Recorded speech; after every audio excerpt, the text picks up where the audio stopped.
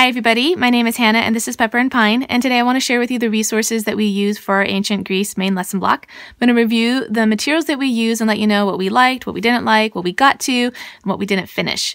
So I also have my son's main lesson book, and I'm going to take you and show you the whole thing in detail at the end of this video. Now, we did base this unit off of the Live Education main lesson book for Ancient Greek history. There's also one for the 5th year that's on Ancient Greek mythology, and we skipped over that one. However, we did do Ancient Greek mythology with our astronomy unit as well as with this unit. So we started out by following the curriculum pretty closely, and then we got distracted by a lot of books that I'm going to show you.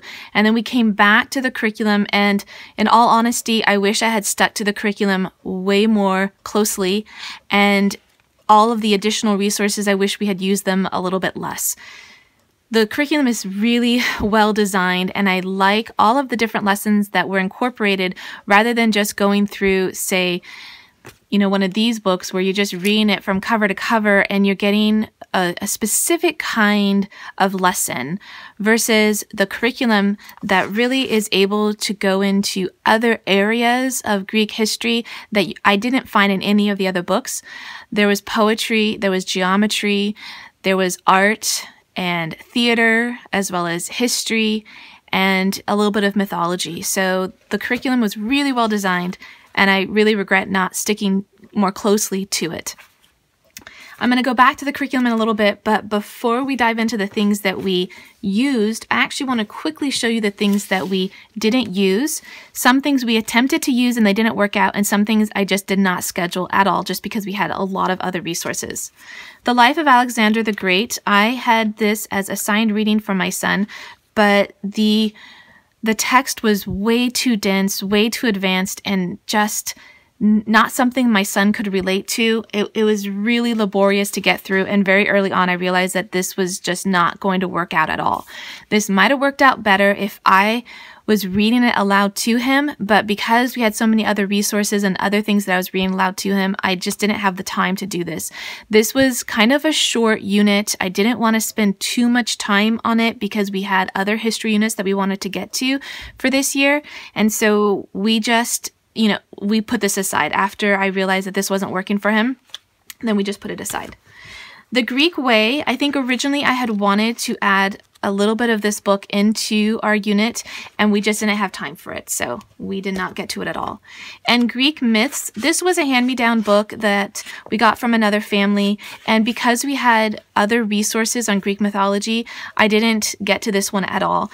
If my son had read through all of his assigned reading and he wanted to read this one independently, he could have done that, but he didn't even finish the books that I assigned him. The Boys and Girls Herodotus, this is supposed to be a really good book that we probably could have devoted a little bit of time to covering, but we didn't at all. Now, what I've noticed is that for a book like this that is quite dense as far as information, though it might be an easy read, it's a little bit easier to schedule this book for a much longer unit, or a unit that you split up over multiple times during the year, just because it is really hard to keep all of this information straight.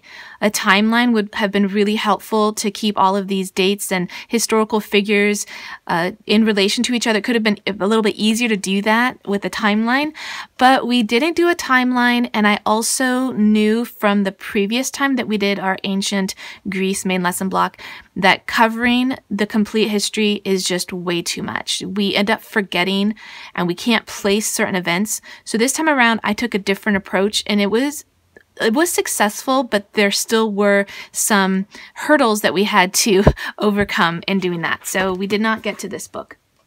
The Story of the Greeks.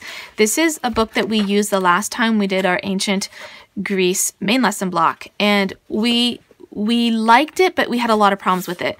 It was good in the sense that it covered the entire history. It was written in a pretty good manner, pretty engaging. The problem was that we had decided to do this entire book in the span of maybe no more than 6 or 8 weeks, and covering this much information in that short a period of time just was too much. And by the time we were done with it, I felt totally overloaded with information, and I didn't remember very much. And though my kids probably remembered more than I did, I felt like the time we invested didn't translate into, it just didn't seem like an efficient use of our time. So I decided this time around I wasn't going to use this book, even though I think it's a pretty good resource. We decided to use some other books, which I'm going to show you. Ancient Civilisations, Greece.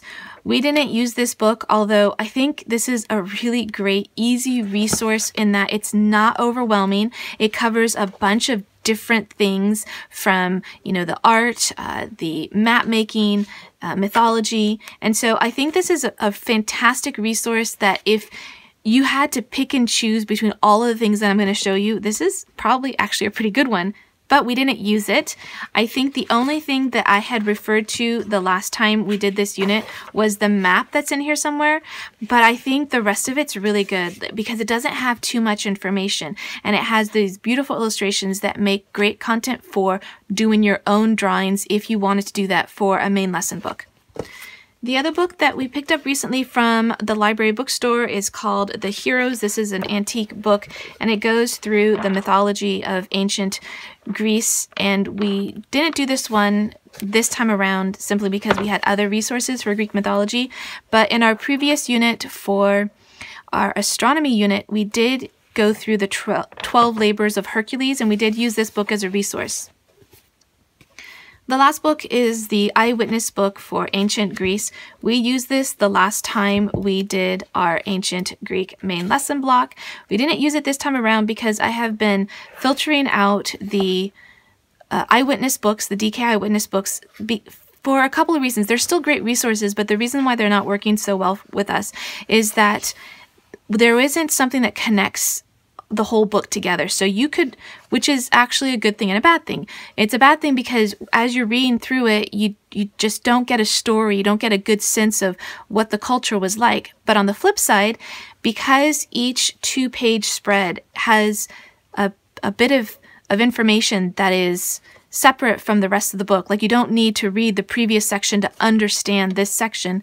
You could basically open it up at any point and read whatever information you needed. If you needed a little bit more about the Greek games or the dress, what people wore at that time, then you get a bit of information that's just that bit of information that you need for whatever you're studying, but it's not going to relate to the rest of the book.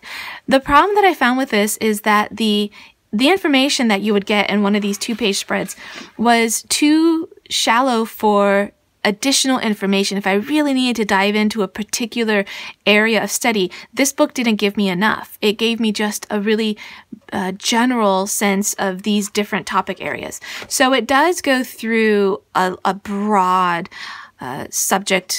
broad topics for this time period. And it has these great pictures and illustrations, but we just didn't find it to be something that allowed us to retain the information. We would read it and forget it, and then again, it seemed like it was a waste of time to put so much effort into a book like this. We still have a number of them, although I have given a lot of them away to other homeschooling families. All right, so I had a number of books that I had as assigned reading for my son, and I want to go through those right now. So the Trojan War, Theris and His Town, Black Ships of Troy, The Adventures of Odysseus and the Tale of Troy, and The Golden Fleece. These are all books, and this one, are all books that I had assigned to my son as his independent reading during this unit. We ran into 2 problems. Some of the books, he just didn't find them as engaging of a read. And the main problem he said for this one, called The Golden Fleece, is that the book was written in it's as if it was translated from a language where the structure of the sentence is really different than what we are used to. So imagine kind of like Star Wars Yoda speech is kind of how this book is written.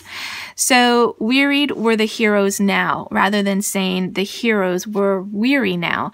And while it might take a couple of chapters to kind of get into the whole style of writing, my son just couldn't get into it and found it really difficult to really read this book. So he read a little bit of it, but he didn't finish it. The Dreamer Who Dug for Troy. This is actually a pretty good book, and I'm not quite sure why he didn't want to finish this one. I think by this point in the unit, he was a little bit burnt out of this topic area and wasn't that interested in it. There's one other thing that really complicated his independent reading, and that was a few trips to the library, which is something I surprisingly need to avoid during the school year. My son loves to read, and he gets really into various series, and he'll read like an entire, like a really good thick book in a day or maybe a day and a half. And so once he's into that rhythm of like reading these library books, these ones just don't compare, and they're just not as interesting, and they're just not written in as lively a manner as those books from the library. So he'll go through maybe 10, 12 books in a manner of 1 to 2 weeks, and that's all he'll do, and so he won't be interested in reading these ones. So that was part of the problem why these books didn't go over so well, whereas in the past, he might have read these with a little bit more interest. So you can see the bookmarks that he didn't get very far into any of these books. He did attempt all of them, and plus he did finish this one actually, and this was like his first book. This is before he actually went to the library. And then we have the Trojan War, and he got, midway through. Something that my son does is that he can read multiple books at one time, which is really hard for me to understand, but that is something that he can do. So he had multiple books going at the same time, which could have added to his distraction and inability to finish any one particular book. But I didn't want to have this unit drag on too long. And these were additional books that complemented the unit but weren't necessary for the unit, because we could have, and also in the past, actually, these 4 books were ones that I read aloud to my kids as read-alouds when we had less resources to go over and more time to cover them all. So these are books that I have in the past read aloud to them, and that goes over a lot better if you're struggling with a particular text because it is a little bit too dense or complicated, or the reading level is a little bit higher than your child's reading level. Then reading it aloud is a great way to go. Okay, so there were some books that I read aloud. These are the ones that I had chosen to read aloud, as well as a couple of other ones.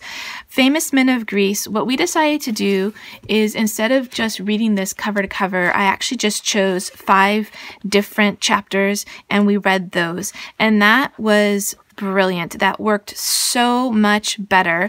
My son really remembers those individuals that we read, and that is better than reading the entire thing and not really having a good grasp about any of them. So that worked out pretty well. Archimedes and the Door of Science. This is a really well-written book. I really like this one a lot. Jean Bendick has a book, I think, on Galileo, which we have, which I really like too. There might be more in this series. It's written in a really fabulous manner. There are also some great illustrations throughout the book. And we use this book to do one of the science projects that I had intended to get out of this book instead, but we actually did our science project out of this one, which worked really well because it was relevant to the story that we were reading, and so the science experiment seemed to go over a little bit better. So I really highly recommend this book. Another book we really enjoyed is by Charles Kovacs. This one is on ancient Greece. We've read these books before by him. I'm really, really enjoying them. We did not read this one cover to cover just because there wouldn't have been enough time since I scheduled 1 chapter a day. The chapters are just the right size. They don't take too long to read. They provide just enough information. It's written in my opinion, in an engaging manner. These are the notes taken from this Waldorf teacher, and it's compiled into a book. So you really kind of get the sense that you might be a student in his classroom. So we skipped the parts on the mythology since we had covered that before. We only just read the first 5 to 10 chapters, and then we skipped to the back of the book and we started reading the historical chapters that related to Athens, Sparta, and the different wars that they were engaged in. So we really enjoyed that. The Story of Greece. This is another really well-written book, but again, this one is so thick that if you decide to use it for a unit, then I would highly recommend that you just take different parts of it. In the past, for a book this big, what I would have done is read, say, 4, 5, 6 chapters in one day so that we could cover the entire book during the unit. And while that allowed us to get through the book, it did not translate into a deep understanding of the time period, and I don't feel like my kids really remembered a lot. Now, I could be mistaken. In part, when I'm reading aloud, I cannot absorb the information. If I'm going to absorb any information, I need to read silently to myself. And since I do so much reading aloud to my children during our units, I honestly have very little idea of what I'm reading. It really requires a lot more effort for me to remember. That's just the way my brain works. If I'm going to learn something, I just have to read it silently and then maybe do my own personal narration or maybe talk about it, and then that way I really learn it. But my children are a lot more capable at learning from me reading aloud. Now, if this was an audiobook, then I could retain a lot more of the information, but because I'm spending so much brain power focused on reading aloud, I just am not using that brain power to remember it. So if that is an issue that you have, then you reading it or your child reading it independently, or even having 2 books and your child can follow along while you read, or your child can sit right next to you and you can just read it and the child can follow along, just so that you can have better retention, is an option if you're reading aloud. And of course, doing your oral and written narrations are fabulous. We did do that for a lot of the material that we went through, and that really helps with retention. All right, so let's go through this other stack of materials that we have here. So you organize the pieces in the order over here. So the red one goes here and the blues here. And then this wall, it shows you have to have it here. And then you use the other 3 pieces to wall the blue ones inside and the red ones outside. So you could go like this, and this. So all the blue ones on the inside and the red ones outside. Okay, good. For ancient science, we had just decided to do a couple of these projects. This goes through multiple time periods. We wanted to do something that related to ancient Greece, and we ended up not doing something from this book the way I had intended, but in the very last minute, right in the couple of days before I am recording this, we did our water clock, which we had done before in the past. We did this several years ago, back with my very first son when he went through this unit, and we did a water clock. Now, we had mixed results with it, but we still did it. It was a nice thing to do that relates to the science of that time.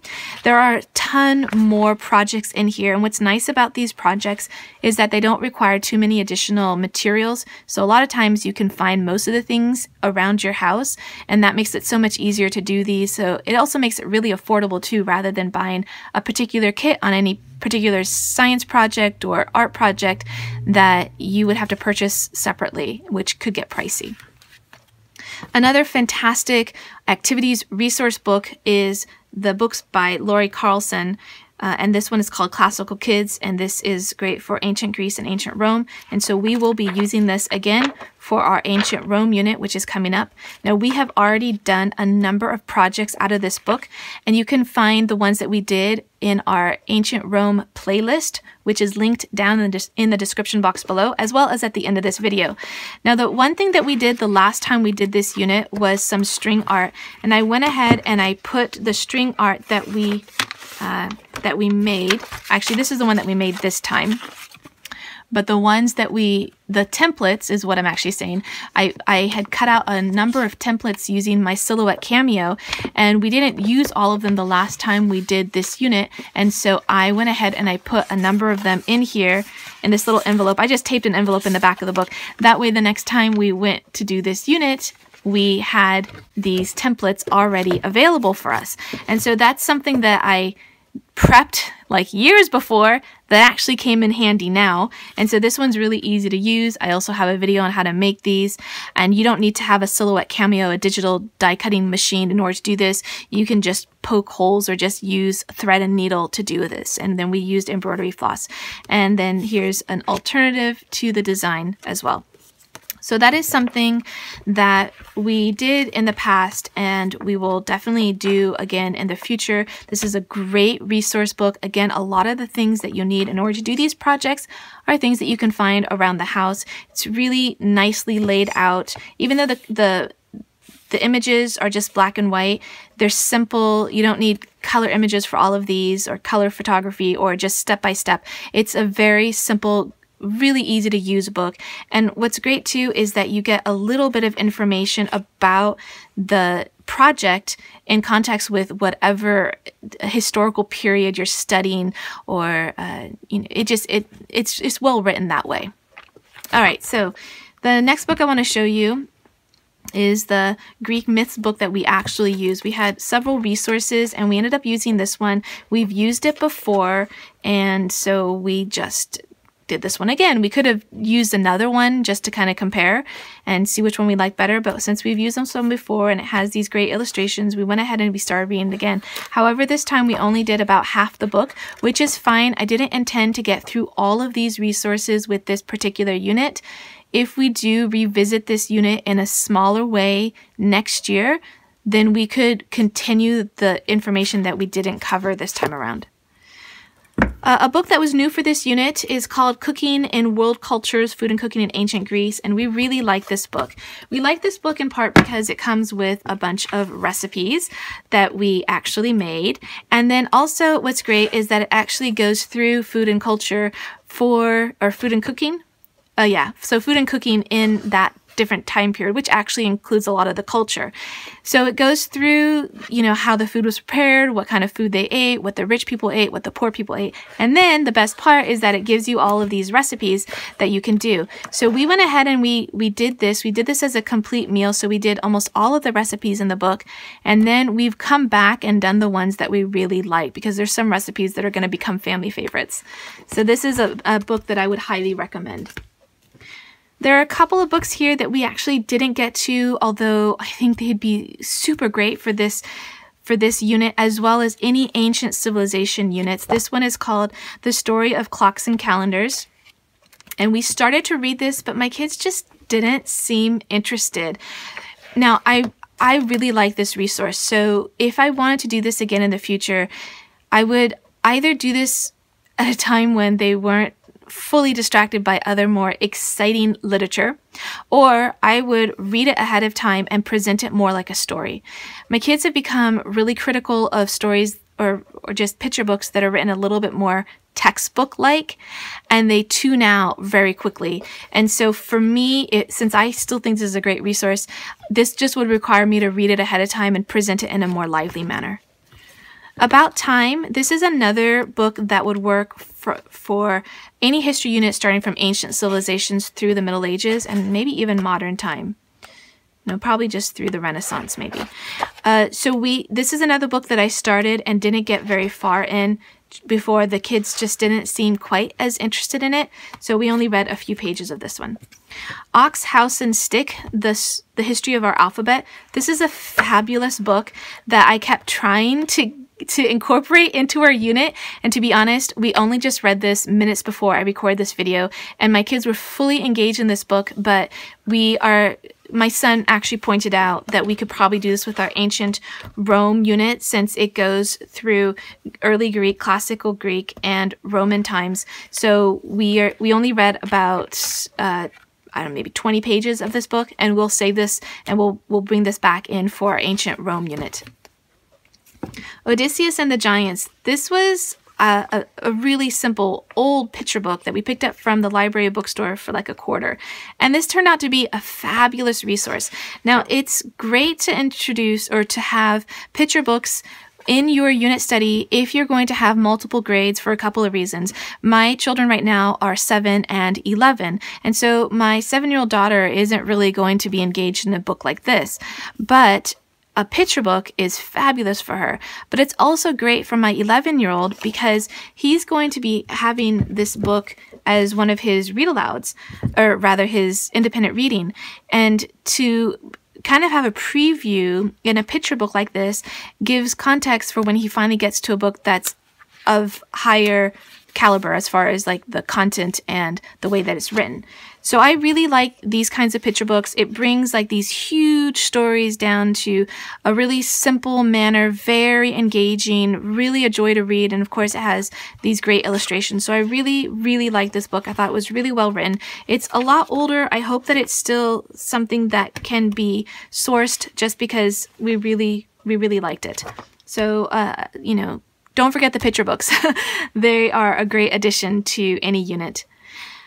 Another one of the You Wouldn't Want to Be books, which we, of course, love to no end. This is You Wouldn't Want to Be a Slave in Ancient Greece. And I didn't even notice that this was the revised edition. We really like these books because you learn a lot by the time you're done.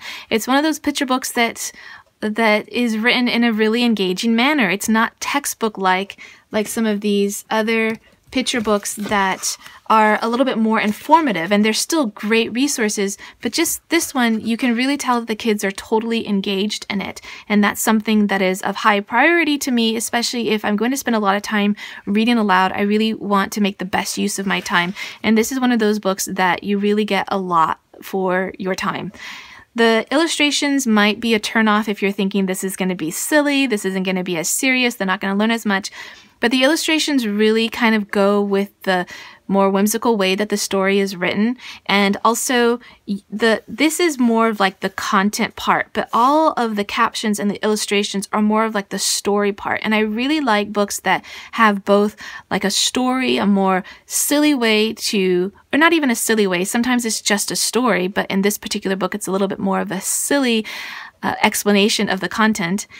I like books that have both of that, because if your child was super not engaged in this kind of book, I would just go through the more silly parts of the book. And then if your child is like, okay, I could learn a little bit more, then you can go through this part, which again is very minimal, but it's enough, and it's actually just enough to learn what you need to learn. So we really enjoyed these books. Whenever I find them for any of our units, I definitely add them in. I want to show you the audio that we had for this unit. We had a couple of Jim Weiss audio CDs.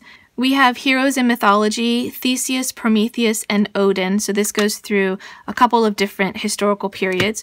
We have She and He Adventures in Mythology, and we have Greek myths. And my kids do like these, but my oldest son loved these audio books by Jim Weiss. So we've had these for years, and they've, you know, some kids really are into it and other kids are not. It's just kind of, you know, it kind of depends. My 11-year-old son definitely enjoyed them, but not with the same like engagement that my now 19-year-old did back when he was like 8, 9, 10, 11, and 12. Another audio that we got kind of recently is called Children's Homer, and this is the unabridged book by Padraig Colum, which is the same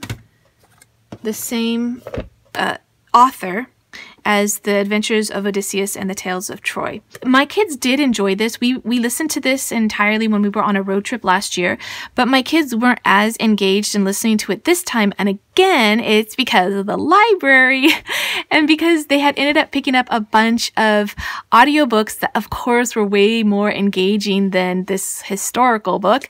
And so they ended up wanting to listen to those during our car drives rather than this one. So that's something to be mindful of. These books are fabulous resources, and you know, they are great books, but I feel like they can't really compare to modern literature, you know, novels, audiobooks.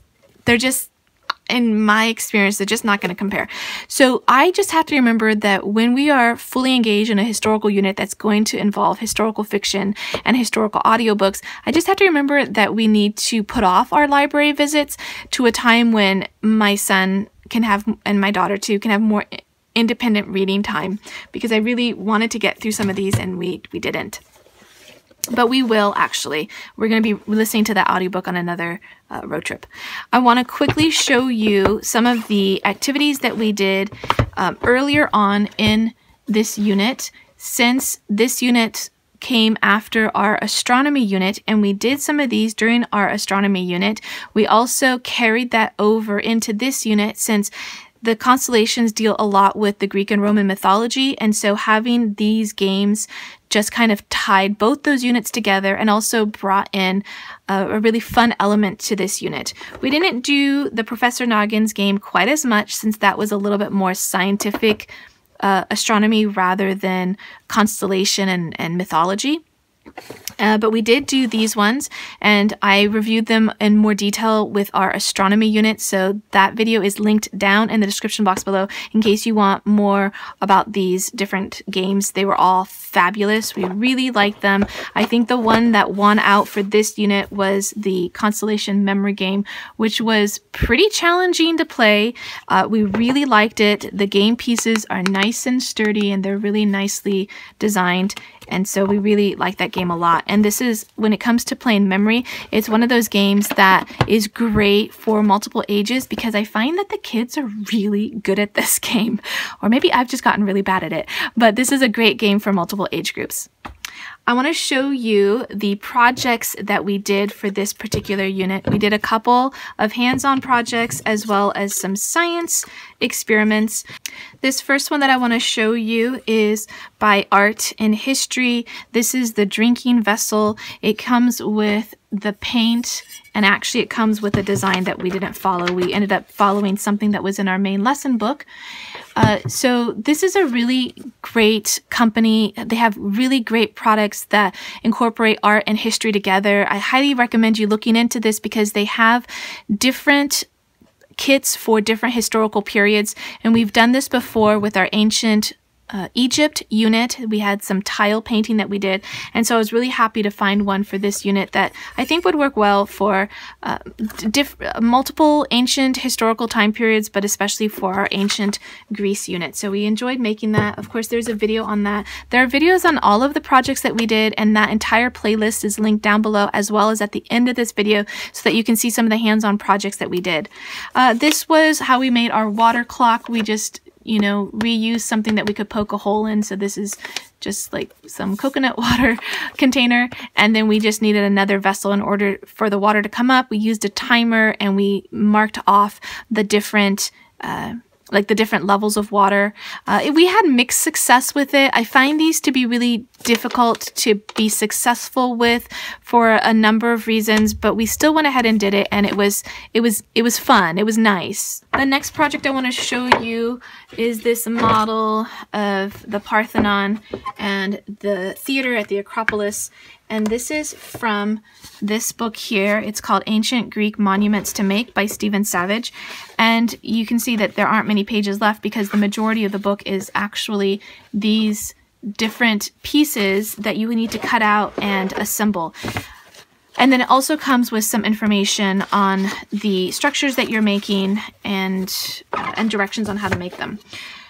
This was a really good kit, but it took us forever to do.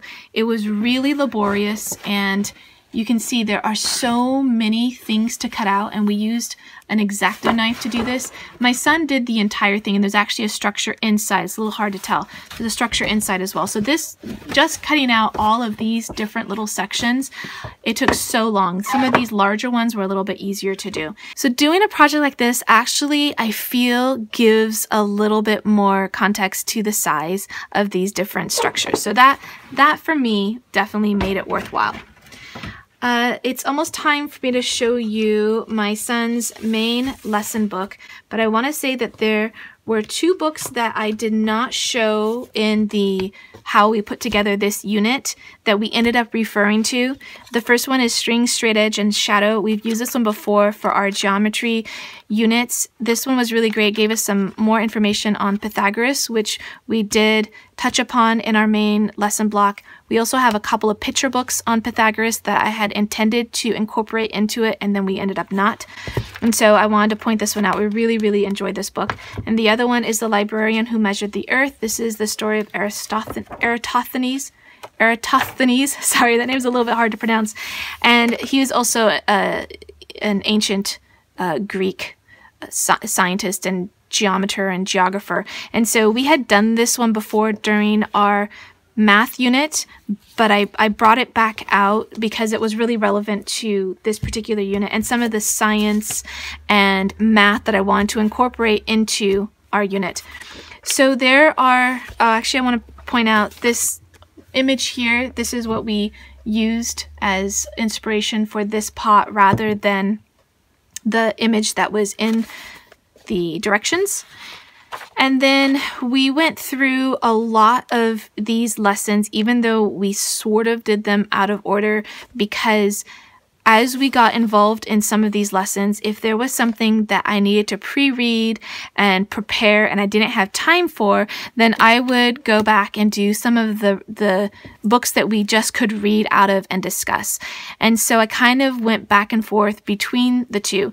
Then towards the end of the unit, I referred back to our main lesson block, and then I was like, oh, I really should have stuck more closely to this, in part because each book that we used has its own trajectory in a sense. It has its own historical timeline that it's going to cover. I know it's the same history, but this book is going to cover it different than this, and it's going to cover a little bit different than this. And I found that we once again started to get all over the place, and I kind of have wished that we had stuck a little bit more closely to this. And then on the lessons, say on Athens and Sparta, then we could have referred to some of these other resources that we had rather than reading these resources completely independent of the main lesson block. So looking forward, hopefully I can do that with the next unit, because the curriculum is really, it's written both in an engaging manner. It's really well written. It has a lot of different lessons that you might overlook and not think to introduce, especially with like the art, the theater, and the geometry. There's a great partial play in here that we ended up, I started to read it and I thought this would be great if we actually did this all together, but I ended up just kind of reading it to myself, not reading it to myself, reading it to my kids. They were all present, even my 15-year-old, and I started sort of doing different voices and singing the parts that were I think they were supposed to be sung. I'm not sure actually. And they really liked it. It was a great way to review this historical incident, this historical event, as a play that we had already learned it earlier on in one of the chapters that we had read. So this kind of makes me wonder if we could do more role-playing, theater with our homeschool, because it was so educational and really entertaining. We really enjoyed it. All right, so my son's main lesson book. This main lesson book I actually made several years ago. I have a tutorial on how to make these. These ones are pretty easy. You don't need a lot of extra tools to do this. You just need large paper because you're going to end up folding it and then sewing it in, which is super easy. So then I used my Silhouette Cameo in order to cut out the letters, and I think the white looks really great against the blue. And we chose blue for this unit because of Greece and the islands that make up the ancient Greeks. It's surrounded by water, and there's just so much blue. It just seemed like this was an appropriate color. So we started out with a map of Greece and the surrounding islands, and he wrote about that. We did the labyrinth and the Minoans, and this is some Minoan pottery that he drew. And then of course we had this project to go along with it. We had food in ancient Greece, and that's when we used this book to coordinate with this particular lesson. And of course we made all those yummy recipes. And then I had him draw the olive tree and some grapevines because that's also really iconic for the region. This is the Trojan War as well as the Tale of Odysseus. Then we had Draco and Solon, and this is two of the historical figures that we had covered in this book called Famous Men of Greece, and I had him write about these ones. We added our our architecture down here, even though it didn't quite coordinate with this particular lesson, I still wanted him to get this part in this somewhere in the book, and so he went ahead and he wrote it down here. Then we have information about Sparta, the city-state of Sparta, and the city-state of Athens, and some of the wars and the interactions, challenges that they had at the time. And then we have some math at the end. We have Pythagoras, and this image doesn't actually go with the text. So we did a little bit on Pythagoras, we did on Aristophanes and measuring the circumference of the earth, and then we finished with the 12 division of a circle, which was a geometry project that we brought in from our geometry main lesson block that I thought worked well for this particular unit. And then my son wrote about Archimedes down here. So the writing section doesn't quite match the drawing, so that was unfortunate, only because I used a small main lesson book. I don't remember how many pages there are in here, but there aren't that many, and it probably would have been a little better to have just the drawing right here about the 12 division of a circle, and then on a separate sheet have a narration about Archimedes, and maybe do a drawing that shows the experiment that we did based on the book that we read about Archimedes. But we made it work anyway. We got to the end of the book without any blank pages, which is, you know, kind of exciting for us to have all of the pages filled in. We really like making our main lesson books. It's something that the children really treasure at the end of a unit and beyond. They love looking back at their main lesson books. And also another great perk about them, actually two great perks, is that my younger students can look at my older students' main lesson books, and it really kind of encourages them and inspires them to do those units. And another thing is that when they're reviewing their main lesson book, it's like a natural review process. And you'll be surprised at how much they actually retain, in part because they did it this way, but also in part because they enjoy the review process. They love looking back at the artwork that they made and even read the narration that they did, but more the artwork that they made. And it really kind of is that seed of reminding them what that particular lesson was about. All right, so if you want to see the projects and the lessons that we did with this particular unit, you can tap on the screen right now. I've also left the complete playlist for our ancient Rome main lesson block. You can find those links down in the description box as well. And don't forget that if you want to see what we're up to on a daily basis, you can find me on Instagram at Pepper and Pine.